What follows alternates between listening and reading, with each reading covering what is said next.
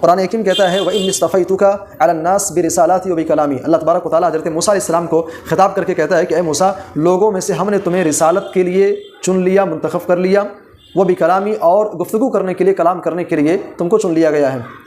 और यही बात कुरान हकीम के अंदर दूसरे मकाम पे सूरत निसा के अंदर कहा गया वकल्लमल्लाहु मूसा तकलीमा। अल्लाह तबारक व तआला ने मूसा अलैहिस्सलाम से कलाम किया। इन दोनों आयतों के ज़रिए से अल्लाह तबारक व तआला की सिफ़त कलाम का जिक्र सिफ़त कलाम का सबूत मिलता है। लेकिन अल्लाह तबारक व तआला कलाम करता है, अल्लाह गुफ्तगू करता है, कैसे करता है, उसकी सूरत क्या है, उसकी कैफियत क्या है, बगैर तकयीफ़ के, बगैर तमसील के, कैफियत बयान किए बगैर, बगैर मिसाल बयान किए हुए अल्लाह तबारक व तआला की सिफ़त कलाम के ऊपर हमारा ईमान होना चाहिए। अल्लाह कैसे गुफ्तगू करता है, हम भी गुफ्तगू करते हैं, औलाद आदम भी गुफ्तगू करते हैं। क्या अल्लाह तबारक व तआला ऐसे गुफ्तगू करता है? नहीं।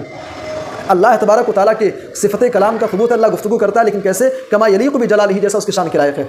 अल्लाह गुफ्तगू वैसे करता है जैसा उसकी शान के लायक है। तमसील नहीं बयान की जाएगी, तकीफ़ नहीं बयान की जाएगी, कैफियत नहीं बयान की जाएगी।